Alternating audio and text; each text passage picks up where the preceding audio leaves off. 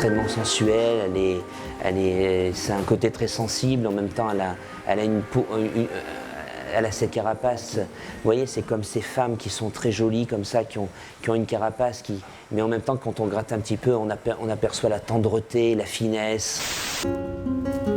Le pourpier, elle pousse facilement, très très facilement, mais qu'au bord de mer. Le pourpier, tu peux manger cuit et cru, c'est-à-dire tu prends sur la plage, comme ça tu marches, et bon, tu prends et tu manges comme ça. Le goût, bon, c'est un mélange de goût, salade, haricots. Un champignon noir. Tiens, deux même. Oh, c'est joli. Voilà. Les brennes? Oui, les pieds de brennes à mort, mais ils poussent dessus. Les caféries, dans les caféries, on trouve beaucoup.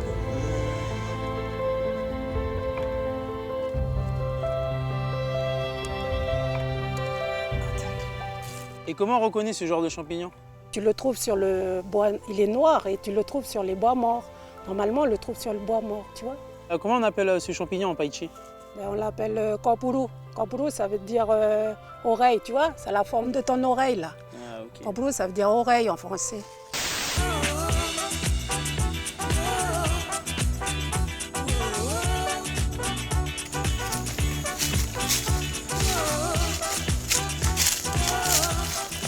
Ah, il est beau ton champ, Hélène.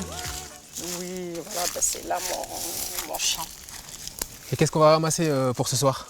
Ben, ce soir, on va préparer des tarots. Il y aura un peu de papaye verte pour le plat d'entrée et des papayes mûres et aussi des choucanacs pour un ragoût ce soir avec du poulet. C'est bon ça. Donc celui-là, c'est comestible, quoi. Donc c'est avec celui qui a plein de graines. Donc ça, tu le vois flotter des fois à la surface, hein, parce que disons, ça peut faire au moins 2 mètres de long, hein, et ça reste flotter à la surface. Tu vois, il faut bien le nettoyer, comme ça, il sera propre. Voilà. Et celui-là, c'est à peu près, ça fait partie des 5 sortes d'algues. Vous voyez, c'est pas pareil, hein. Celui-là, il est plus croquant. On peut le goûter. Tu sens bien quand tu le... Ah, c'est croquant. Donc celui-là, c'est comestible, quoi. On a une espèce qui est unique. C'est uniquement élevé chez nous. C'est une espèce un peu fragile, mais très qualitative au niveau de son goût et son aspect. Une fois congelé, le produit voyage très bien pendant les 2 à 3 mois que ça prend d'arriver en bateau. Ce que je sais, c'est qu'il est riche en oméga 3. C'est naturel. Si tu le cuisines bien, c'est bon. On ramasse uniquement que la feuille et la tige, non. Voilà, la tige, on la laisse. Après les prochaines marées, là, elle va la ramener un peu plus haut qu'on a cassé. Après, il va reprendre racine dans tous les pierres panses et les bois pourris et tout. Et elle va reprendre sa vie normale.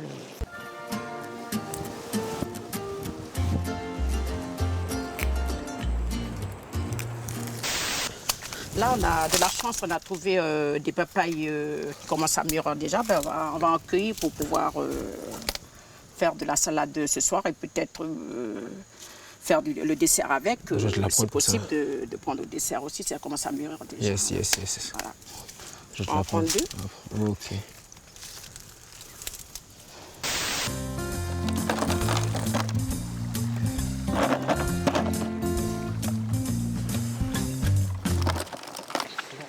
Je crois que demain, on va bien manger, hein. Purée, ça va être bon. Et comment on peut le cuisiner, ce champignon? Ben, tu le mets dans la viande, le poulet, surtout le poulet au soyou, tu mets dedans, c'est très bon. C'est le champignon qu'on trouve dans les nems. Donc il doit en avoir beaucoup en Asie. Ok. Alors je m'occupe des tomates. Ça c'est les tomates cerises, les tomates sauvages de chez nous. C'est du pousse jardin? tout seul. Tout ça vient Non, du jardin, la petite pousse tout salade? seul. Ah ouais? Oui. Ok. Par contre, la salade, oui, du jardin. Mais les tomates, tu peux trouver derrière la maison. Ouais, ça pousse un peu partout. tout seul, Ouais. oui. Puis elles sont un peu sucrées, celles-ci, non? Tomates cerises. Ça parfum bien. Alors celui-là, c'est un taro, tu vois. Là, aux alentours, là, c'est une parcelle de taro. Et là, ces arbustes-là, c'est des choucanacs. On peut préparer des choucanacs à mélanger avec la viande ou le poulet. Et Le tout. poulet, Voilà. d'accord. Et on peut en ramasser hein, pour ce soir. C'est comme ça qu'on l'a ramassé, quoi. Alors, on ramasse les jeunes Oui, les feuilles. cœurs, là, les jeunes Voilà, feuilles, les hein. jeunes feuilles. Oui, oui, oui. Voilà.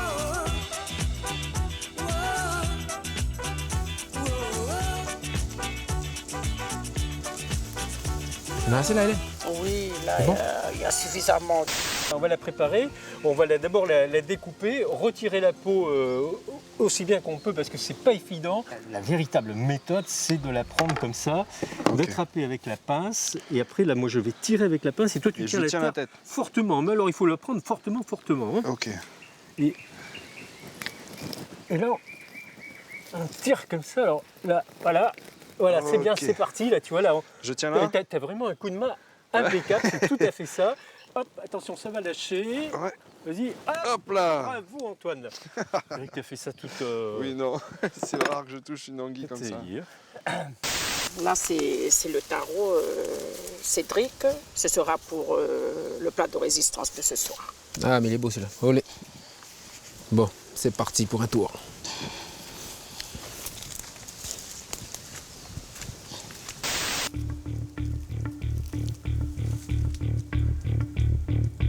Tiens Maria, là je crois que j'en ai trouvé un. Ah oui, ça y est, Michel. Eh, tu reconnais, t'es un champion. C'est bien ça. Allez. Alors comment tu vas après à reconnaître les champignons?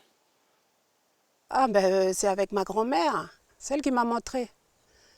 Les champignons comestibles, ce qu'on mange nous. Il ne faut pas ramasser n'importe quoi. Hein.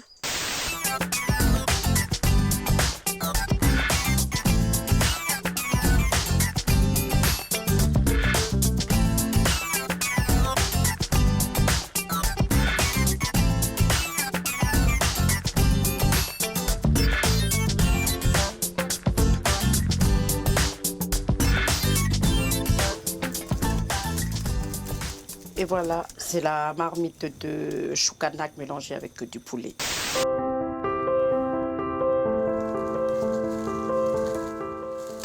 Je suis très heureuse de partager ce repas avec eux parce qu'on est très proches au niveau de la cuisine. D'ailleurs, la cuisine, c'est vraiment un cas type du rapprochement et de la convivialité que génère la cuisine. Tu l'enlèves celui-là? Ils sont cuits déjà? Oui, ils sont cuits déjà. Ça, c'est une banane. Ben oui, mais c'est une variété de banane qui n'est pas mûre. Oui. Voilà. Parce qu'on voit là, c'est pas mûr. Wow, une belle braise. Nos petits yékés.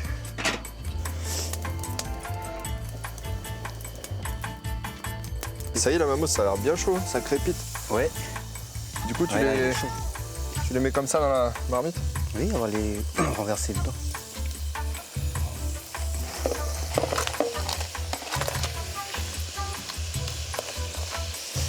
Et là, mammouth, tu comptes les faire vraiment cuire, bien cuire ou juste les faire revenir pour... Ouais, juste pour les faire revenir, les faire dorer. Oui. Parce qu'après, ils vont... Ouais, pas trop faire cuire. Vu qu'on va mettre du lait de coco, laisser mijoter encore un peu. Ouais, ça va bien cuire après, quoi, dans la sauce. Voilà. D'accord. Le sel va attendrir un petit peu la bête, c'est la rendre rentrer salée aussi, tout ça, un petit peu, hein, parce qu'après, quand on va la fumer, donc il faut que la bête soit déjà prête, il faut qu'à la fin du fumoir, il faut qu'elle soit bonne, il faut qu'elle ait toute sa... Hein. Ok. Donc, mélanger dans le sel. Je vais commencer par la vider, parce que... Ouais. Hop là là. Et voilà, Louis XVI.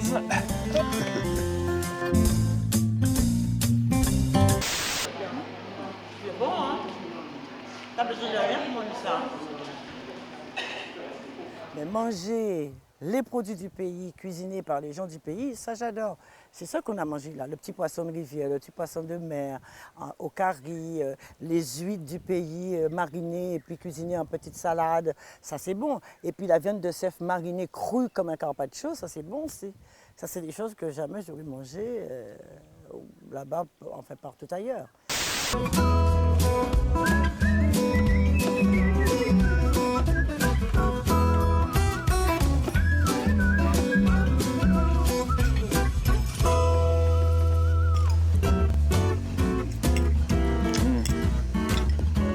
tout cas les gars, c'est vraiment bon. C'est réussi. Hein. Oui, mais n'hésite pas à repasser.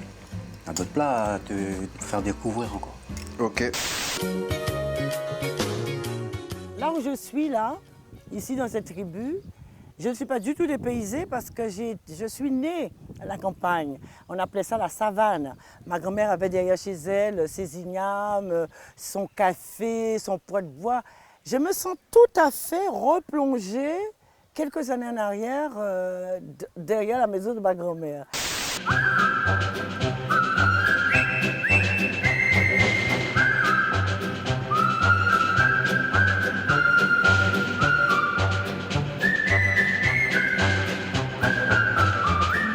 Quand on a entendu tous ces convois qui montaient, hein. Puis la maîtresse a été prévenue, tu vois, tu remontes de la foi, tu vois, un coup de fil. Comme ça qu'on est descendu sur la route et puis on a vu ça. C'est là qu'elle nous a jeté des boîtes de bonbons, tout ça, des machines de chocolat. Bon, on était fou. On avait la bouche qui était barbouillée de chocolat, tellement qu'on s'en remettait. Oh là là. C'était le chewing-gum aromatisé. Des bonbons de toutes sortes, des barres de chocolat avec du caramel, ils ont trouvé ça formidable, non? Ils sont venus avec tout. Ils sont venus avec les cannes à sucre, ils sont venus d'ailleurs tout ce qu'il y a ici, que vous voyez, les manguiers, les faux poivriers, là, tout ça, ça vient des Indes, tout ça, le curry, le safran et tout ça. Là. Eux, ils avaient amené tout ça avec leur bateau, là, parce qu'avant, ils venaient avec le bateau, ils emmenaient tout. Ils venaient pas pour chercher ici, il n'y avait rien ici encore les années. C'est eux qui ont emmené tout. Café, pas grave, mais 20 pièces, 100, comme ça. Souvent ici, les gens pensent en fait que la caféiculture a débuté avec le gouverneur Feuillet. C'est une erreur, parce que le café a été introduit très tôt, dès 1856, donc par les pères maristes à la Conception.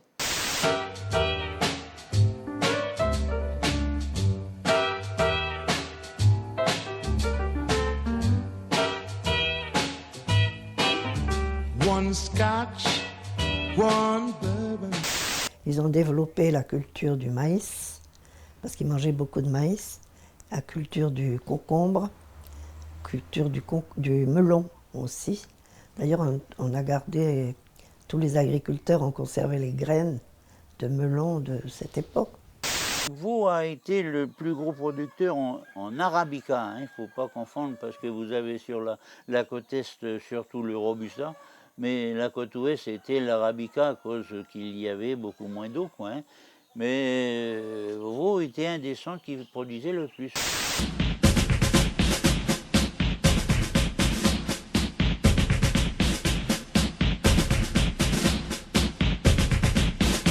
Les légumes qu'ils ont fait cultiver ici, c'était des légumes frais et c'était par tonnes, vraiment par tonnes. Alors les Calédoniens en ont profité, surtout les cultivateurs. Ils recevaient énormément de colliers, ça c'était incroyable. Et la plupart du temps, ça partait à la poubelle, quoi, et ils gardaient un ou deux trucs, ou alors peut-être qu'avec le voyage, c'était peut-être périmé, je ne sais pas, mais enfin, pas périmé puisque nous on les mangeait. C'était pas perdu pour tout le monde. On ramassait tout ça dans son vieux camion, on allait là-bas, on épluchait tout ça, puis on remettait tout ça au magasin. Les carottes, les carottes, tout ça. Mais bon, hein, c'était bon. Ben pour eux, c'était fini. Hein. Un baillon, un bois de voile, mais il y a même pas de gâteau, même pas de chocolat, nam, bada ou de l'ingénieur mangé bleu. Ada tahu de moi, gâteau mon bois, un bleu. Ini nanti lawa.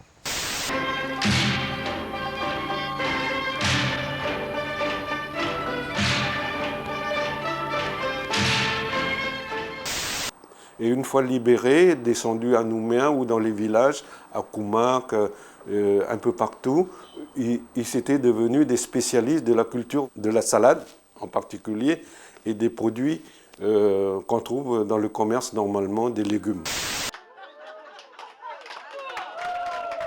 Eh ben, la Calédonie, pour moi, c'est comme une nuit ouverte avec une belle perle dedans. Voilà, c'est ça.